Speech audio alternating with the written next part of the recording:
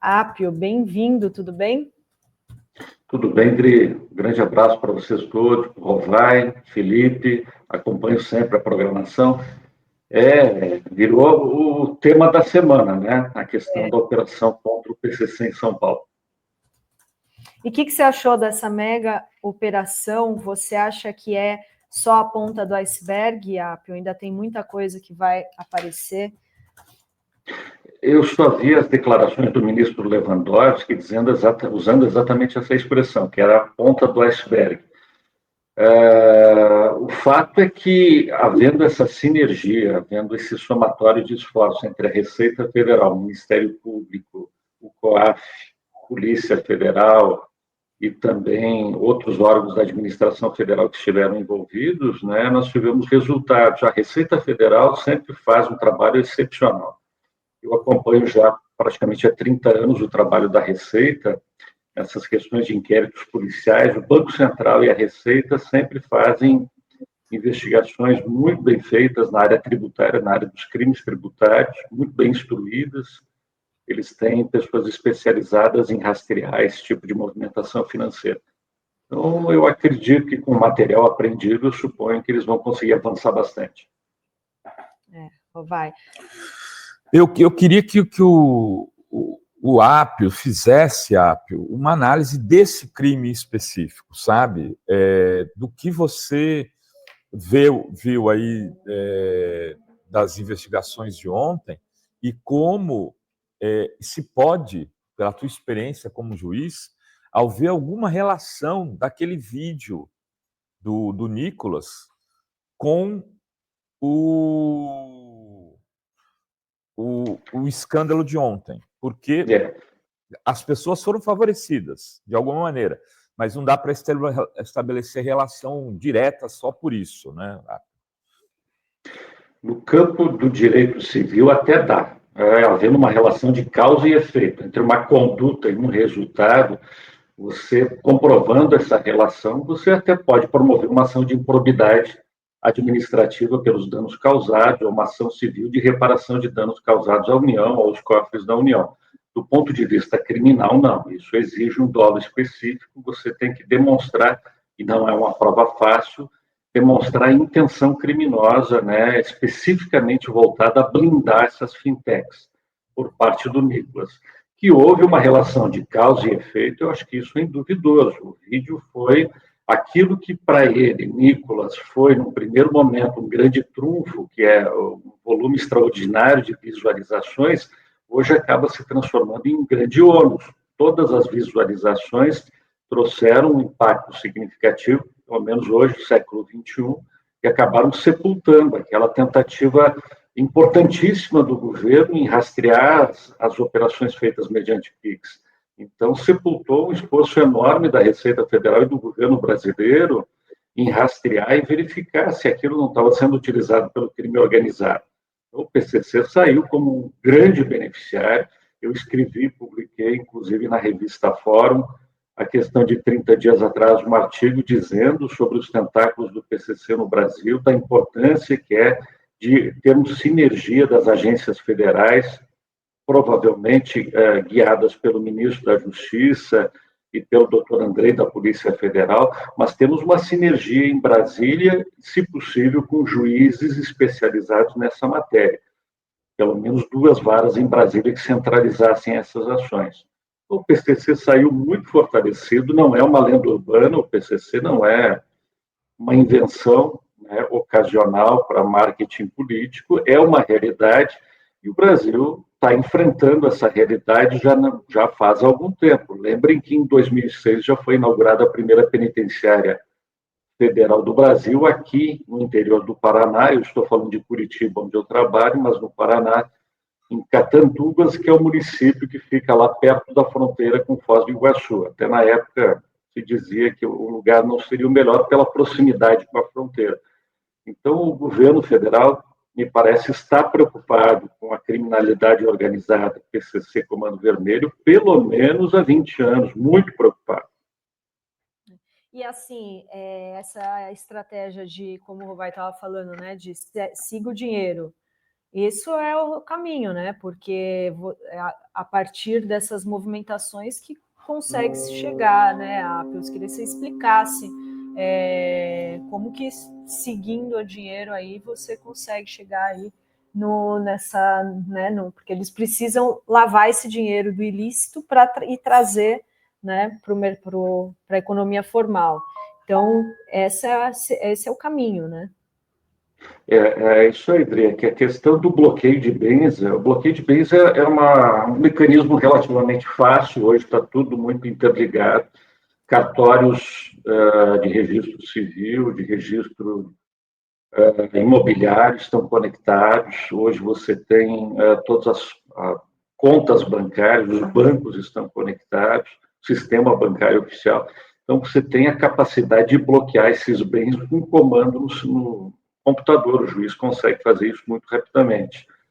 E você consegue, através de busca e apreensão, também eventualmente localizar bens, né, que estejam em espécie, dinheiro, espécie, esmeraldas, ouro, enfim, tudo que for passível de apreensão física. Agora, me parece que o ponto central dessa operação vai ser, né, buscar a prisão dos maiores envolvidos, ou pelo menos aqueles que estão no nível intermediário, e certamente o Ministério Público em São Paulo vai tentar alguma forma de delação premiada. Importante, claro, que não haja nenhum direcionamento político nessas delações premiadas, a exemplo do que nós tivemos aqui em Curitiba com a Lava Jato. Aqui as delações premiadas conduzidas pelo Sérgio Moro e pelo Dallagnol, elas foram direcionadas politicamente, foram motivadas politicamente. Então, a delação não pode ser aquilo que o Lênin Streck, né, fala, você chuta e a goleira muda de lugar. Então, não pode ser politicamente motivada, não pode ter um direcionamento específico. Com as delações, você vai conseguir chegar em contas no exterior, vai conseguir chegar em bens em espécie, vai conseguir, né, fazer aquilo que o ministro Lewandowski, o ministro Haddad falou, em sufocar a economia financeira do PCC. Mas a operação foi muito bem sucedida, né? O vazamento que teve me parece natural num contexto em que você envolve 1.400 pessoas que estão executando esses mandados de prisão e de busca e apreensão. Então, acabou que os cabeças acabaram fugindo, mas isso é natural quando você tem um número muito grande de pessoas envolvidas. Muito bem. E Apio, você falou que o Nicolas pode ser enquadrado civil, do ponto de vista civil, não criminal, né? Com certeza, na minha opinião, sim. Eu queria que você explicasse isso melhor, porque quero até fazer um corte disso para as pessoas poderem. Quer dizer, o Nicolas pode ser enquadrado civilmente, né? Pode ser condenado do ponto de vista civil pelo vídeo do Pix e o beneficiamento indireto que houve do crime organizado e do PCC. Tanto do ponto de vista do direito civil quanto do direito administrativo, eu fui professor de direito administrativo há alguns anos, você pode ter uma responsabilização na corregedoria da Câmara dos Deputados, que seria uma responsabilização administrativa pelo que ele ocasionou. Você pode ter uma responsabilização civil, porque há uma relação de causa e efeito direta entre as milhões de visualizações do vídeo que ele fez. Aqueles que olham de fora parece quase como um vídeo encomendado. O vídeo realmente foi um míssil certeiro na pretensão do governo federal em fiscalizar essas fintechs, fiscalizar as operações mediante PIX. Ele instilou o medo, instilou o terror, né? E aí sim nós podemos falar em alguma modalidade de terrorismo doméstico. Você se aproveita daquela que é a emoção mais importante em qualquer ser humano, que é o medo, e instila nas pessoas o medo de que algo ruim vai acontecer a partir da fiscalização que o Banco Central, que a Receita vai desempenhar. Então as pessoas passaram a se sentir amedrontadas pelo vídeo, né, que foi formatado ali, ou pelo menos protagonizado pelo Nicolas Ferreira. Então, cabe sim à Advocacia Geral da União, cabe ao Ministério Público analisar, e o Ministério Público Federal pode inclusive, iniciar um inquérito civil público para apurar essa responsabilidade. A Lei de Ação Civil Pública no Brasil prevê que qualquer pessoa pode representar o Ministério Público Federal, seja em Brasília, seja em São Paulo, não interessa a capital, para que o Ministério Público Federal inicie um inquérito civil. E no inquérito civil ele vai ouvir pessoas, tudo que faz no inquérito criminal. Mas neste caso específico do deputado, evidentemente que o deputado seria ouvido pelo Ministério Público Federal, seriam feitas investigações no âmbito civil, e essas investigações, se avançarem e chegarem a algum elemento de prova que demonstre indício de prática criminal, elas são remetidas daí a um outro procurador da República que atue em área criminal, ou mesmo a Polícia Federal. Mas o inquérito civil público, hoje, aparentemente, dentro do direito brasileiro, é a medida mais adequada, salvo engano, né, do ponto de vista assim, acadêmico que eu estou falando. Não como juiz, mas como professor. Ou seja, né, vai ter, podemos ver aí, né, o Raymond, ele pediu já, a gente até estava falando aqui, antes ele protocolou um ofício na PGR, solicitando a abertura de investigação contra o Nicolas. Essa investigação teria que partir pela, né, pela PGR mesmo, né? Não precisa ser necessariamente pela PGR, viu, Dri? É qualquer órgão do Ministério Público que tem atribuição para atuar na defesa do patrimônio público federal. Tradicionalmente, claro, isso é encaminhado ao Procurador-Geral da República, o doutor Bonet, porque ele distribui internamente, ele redistribui qualquer peça de investigação. Então, ele determina qual é que é o foro competente, enfim, né? Porque como o dano supostamente causado, e foi, né, como o próprio ministro Lewandowski, o ministro Haddad tem ressaltado, foi causado um dano muito grande, até o presidente Lula falou exatamente isso, do dano ocasionado por aquele vídeo do Nicolas, deputado Nicolas. Então, certamente que o dano sendo nacional, somente o Procurador-Geral da República iria distribuir isso para algum procurador que faz a defesa do patrimônio público em Brasília, né? Que vai ter uma visão nacional, mas claro que isso pode ter uma cooperação do Ministério Público de Minas Gerais, a cooperação dos Ministérios Públicos também está prevista na Lei de Ação Civil Pública. É natural que exista algum tipo de cooperação, mas me parece que, né, guardados os princípios da ampla defesa e do campo do contraditório, o deputado o Nicolas deveria, então, ter a chance de ser ouvido pelo Ministério Público Federal para que dê a sua versão dos fatos e justifique, de alguma forma, o dano ocasionado à União. Vai. O Julinho me passou aqui, ó, um post do Guga Noblar. Eu vou falar o Fala Rovai sobre isso. A ofensiva contra a Receita Federal no episódio da falsa taxação é do matéria do Platô BR. Do Pix teve uma ajudinha, ajudou na financeira. Segundo fontes do Banco Central e da Receita Federal, fintechs investigados por ligação com o crime organizado, agora expostas na Operação Carbono Oculto, tinham interesse em barrar a instrução normativa que ampliaria o monitoramento de transações suspeitas. Por isso, atuaram na difusão do vídeo do deputado Nicolas Ferreira, do PL de Minas Gerais, cuja produção audiovisual foi usada como peça das campanhas das fintechs.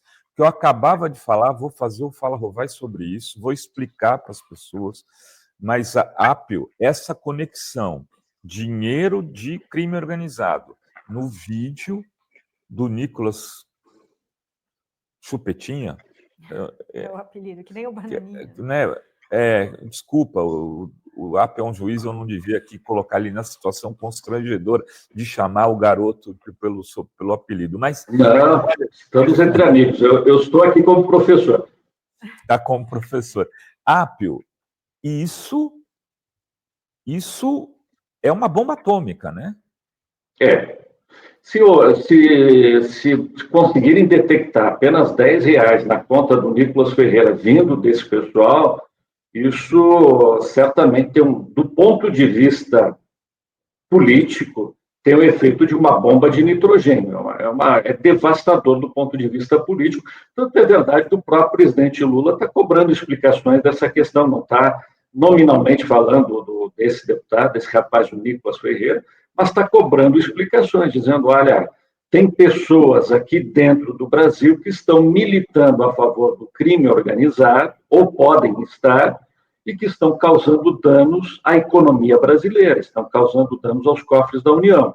Então, nós temos que localizar essas pessoas, neutralizar essas pessoas, e se houvesse bom senso da parte desse deputado, provavelmente um advogado diria para ele o seguinte, olha, a única medida de defesa que você pode tomar é vir a público e abrir o teu sigilo fiscal, o teu sigilo bancário.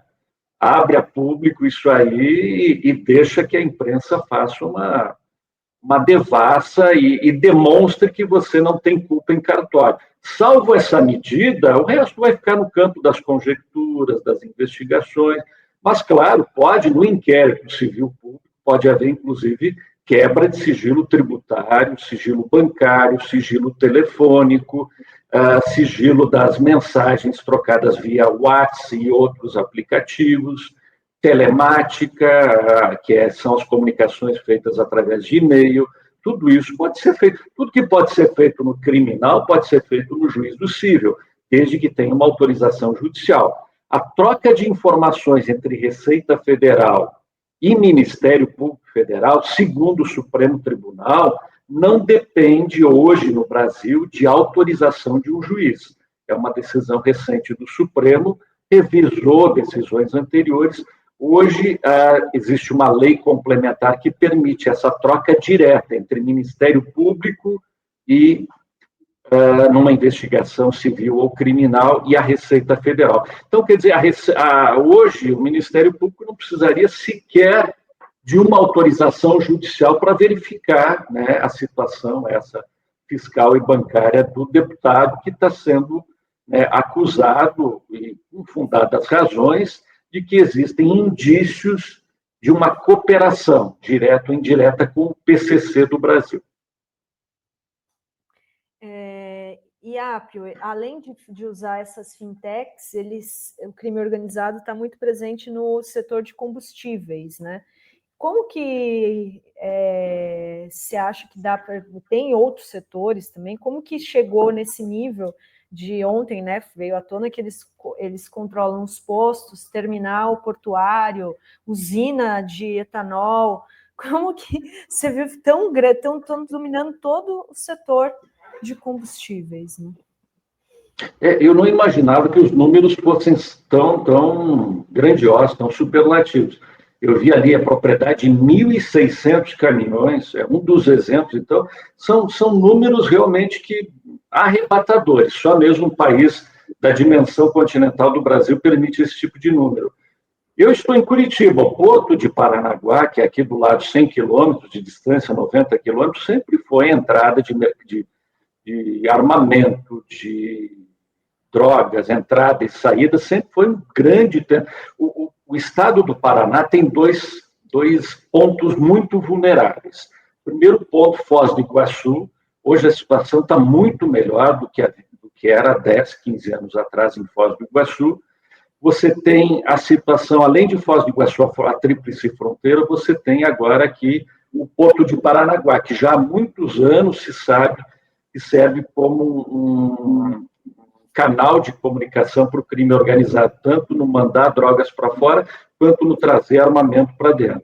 Então, essa questão certamente está sendo objeto de investigação da Polícia Federal. Eu não tenho informações sobre isso, mas eu conheço aqui o superintendente da Polícia Federal aqui do Paraná, que é o doutor Rivaldo, é uma pessoa muito séria. Eu sei que todo esse grupo de Receita, a Polícia, certamente estão empenhados nisso. E além de nós termos Paranaguá e termos Foz do Iguaçu, nós temos a penitenciária de Catanduvas, onde a polícia penitenciária faz algum tipo, claro, de monitoramento sobre tudo que acontece com esses ditos cabeças do PCC. Agora, recentemente, o número 2 do PCC, que está abaixo do Marcola, foi condenado aqui pela Justiça Federal em Curitiba em 2 processos de júri, porque de dentro da Penitenciária Federal ele conseguiu determinar o assassinato da psicóloga da penitenciária e de um agente penitenciário. Então, mesmo com todo o aparato, veja que o regime disciplinar diferenciado, que é o regime que existe dentro das penitenciárias federais, é duríssimo. Ele é muito mais duro, por exemplo, que o regime do cárcere duro que havia na Operação Mãos Limpas lá na Itália. Ele não permite nenhum tipo de contato com ninguém, nem mesmo com familiares, pode ser restringido, e ainda assim, eles, de alguma forma mágica, não se sabe como, conseguem se comunicar com o mundo exterior e organizar algumas ações criminosas. Mas o mais importante, viu, Vová e Dri, é que o PCC não tem nenhuma relação com práticas terroristas, como pretendia o presidente Trump e como pretendia o Eduardo Bolsonaro. Então, essa foi a razão maior pela qual eu escrevi e publiquei na revista Fórum, há 30 dias atrás, o artigo dizendo exatamente isso. O PCC é uma organização criminosa, pode ser investigado pela Polícia Federal, não é uma organização terrorista. Ocorreram atos terroristas em 2006, em São Paulo, mas essa não é a realidade hoje. Pelo contrário, atos terroristas prejudicam o bom andamento dos negócios deles, né? Sim. Agora, os golpistas, mudando um pouco de assunto, que vandalizaram o Brasil, eles podem ser chamados de terroristas? Sem dúvida alguma. Eles são terroristas domésticos. O Brasil enfrentou um gravíssimo problema, mais de uma vez, de terrorista doméstico. O terrorismo doméstico, hoje, ele tem um veículo, né, o mais apropriado possível, que são as redes sociais, que são instantâneas. Todos nós estamos com o telefone celular na mão e recebendo a todo tempo alguma notificação do WhatsApp, recebendo do Instagram, por exemplo, são duas grandes redes sociais. Portanto, nós todos estamos, né, conectados a uma rede de disseminação de coisas boas, mas no mais das vezes coisas ruins, né? Difamações, calúnias, etc. Então, imagina aquela imagem que se tem, né, do sujeito que grita fogo num cinema ou num teatro lotado. Ele espalha o terror. A mesma coisa aconteceu com esse episódio, tanto do Nicolas quanto de outros parlamentares, em que você instila o pânico, medo generalizado nas pessoas. Isso pode ser categorizado como terrorismo, sem dúvida alguma. Muito bem.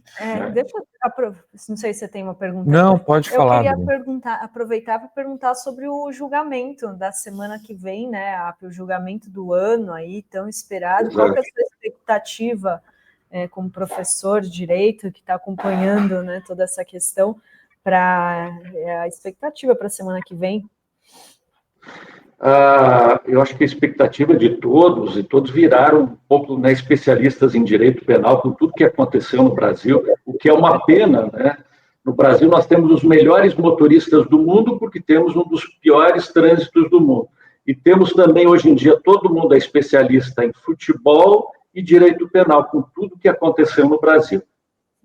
E não é, vocês todos acompanham até há mais tempo do que eu, tudo que acontece nos bastidores da política, mas esse cenário que nós temos hoje no Brasil de polarização, de discórdia, de ódio, discurso de ódio, não existia até a emergência da Lava Jato e também por via de consequência da família Bolsonaro.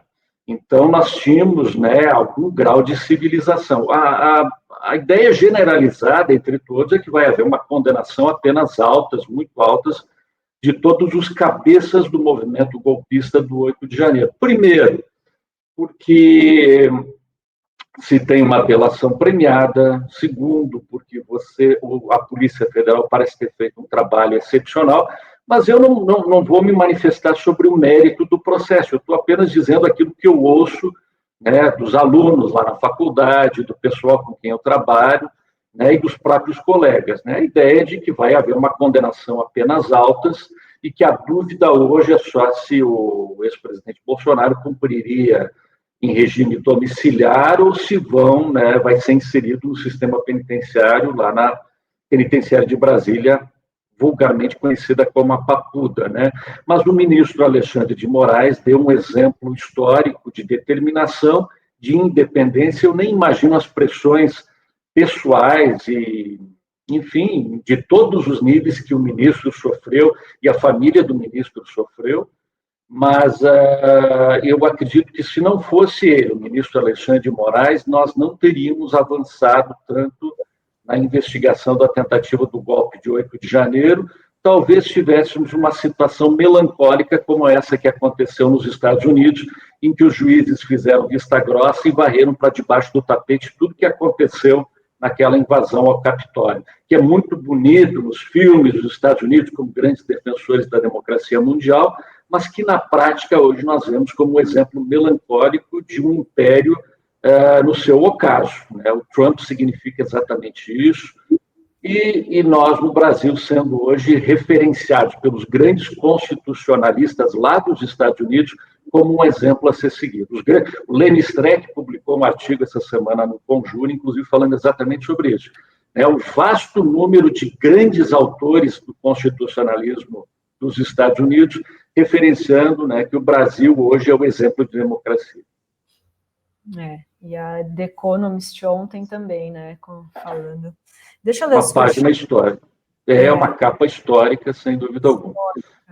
Então, a expectativa é uma condenação a penas altas. Eu até vou estar em Brasília por conta da posse do ministro Brandão, do Superior Tribunal de Justiça, que gentilmente me convidou para a posse dele, da doutora Marluce, e então vou estar acompanhando um pouco à distância assim, aquilo que vai estar acontecendo. Mas é um julgamento histórico, para muitas pessoas é o julgamento que deveria ter acontecido lá sobre os crimes da ditadura militar, e que não aconteceu. Não que o Bolsonaro e seus generais devam responder por isso, não. Eles vão responder pelos fatos praticados no 8 de janeiro e nos meses e anos que antecederam o 8 de janeiro, que foi, digamos assim, a tentativa de golpe mais desenhada da história do Brasil. Foi articulado durante vários anos. Agora, que existe um quê de acerto de contas com a história entre o Brasil e uma determinada categoria, uma parcela dos militares, isso é inquestionável. Os historiadores vão retratar essa realidade. Deixa eu ler aqui os superchats. Tem mensagens aqui. A Deb Souza, ela diz: venho aqui para saudar o grande juiz Eduardo Apio. Pessoas como você fazem a diferença em nossas vidas e em nosso país. Obrigada. Obrigada, Deb, aqui. Muito obrigado, que gentileza. Eu realmente não mereço os elogios, mas o fato concreto é esse. Nós que somos, assim, da ala democrática, que prezamos pela democracia, vocês, eu, conjunto de pessoas, acabei de falar do Lenny Streck, do Serrano, do ministro Alexandre, enfim, tanta gente, ainda somos a maioria no Brasil, nós não podemos minimizar tudo que aconteceu nos últimos 4, 5 anos no nosso país e que, inclusive, tiveram um impacto muito sério durante a Covid. Então, o Supremo Tribunal Federal teve um papel muito importante, resgatou seu papel histórico, social, todas as críticas que ocorreram em relação ao julgamento do presidente Lula acabaram, de alguma forma, sendo colocadas na balança, e o trabalho do Supremo Tribunal Federal ao longo dos últimos 5 anos tem sido impecável. É verdade, existem alguns exageros, o Supremo, em alguns momentos, tem sido um pouco mais ativista em temas da pauta de costumes, sem dúvida alguma, mas aí a pergunta também tem que ser devolvida. Se não fosse o Supremo tratar desses temas delicados, como aborto, posse de drogas, a questão do feto anencéfalo e outros temas delicados que envolvem, inclusive, grupos religiosos, o Congresso Nacional certamente não faria. E se fizesse, seria para adotar a pauta ultraconservadora de ultradireita. Então, o Supremo assumiu essa pauta dos costumes. Isso, de alguma forma, desonera um pouco o governo Lula de carregar o ônus político, partidário e eleitoral, em termos de votos, dessa pauta, que é uma pauta que, infelizmente, hoje, né, significa perda de votos. É uma pauta antipopular para grupos religiosos, não somente os evangélicos, grupos mais conservadores. Isso é muito ruim. Então, que o Supremo esteja conduzindo essa pauta, politicamente, me parece muito bom para o governo federal, para o executivo. E uma outra pauta que é das mais importantes, que talvez agora venha à tona, que é a política carcerária no Brasil. Quando o Collor foi preso, todo mundo correu a imaginar, meu Deus, mas como pode um filho abastado da elite alagoana ser preso, um ex-presidente, por uma penitenciária comum? Mas a realidade é essa, mesmo a ala dita criada para a ala política dentro da Papuda, as condições são bastante precárias. Não vamos, as condições das penitenciárias brasileiras, tirando as penitenciárias federais, mas todas as outras do sistema estadual, elas afrontam todos os direitos humanos possíveis e imagináveis. O Brasil já foi condenado mais de uma vez nessa área.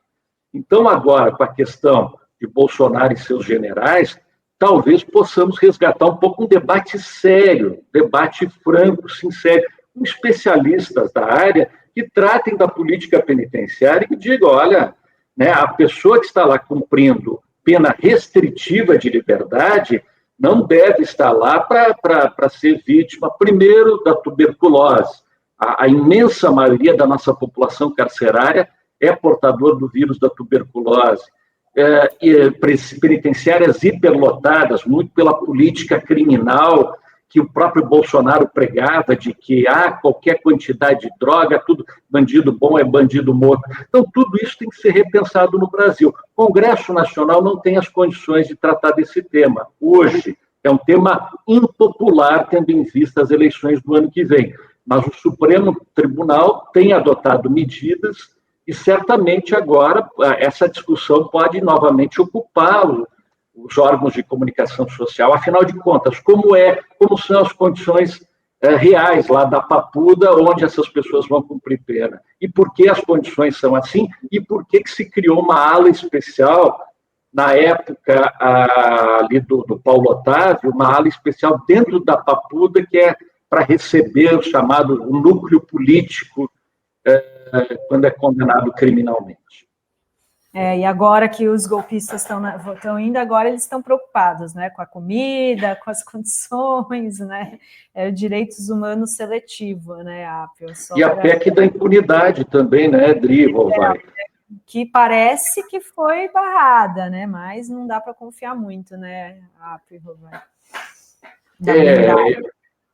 eu acredito que, assim, veja bem, nenhum cidadão brasileiro está acima da lei. Eu não estou acima da lei, nem Sérgio Moro, nem Dallagnol, nem o presidente da República. Todos podem e devem ser investigados. Quem não deve, não teme, não tem problema nenhum. Claro, investigações abusivas, politicamente motivadas, causam um dano irreversível na vida de qualquer político. É bom que se frise.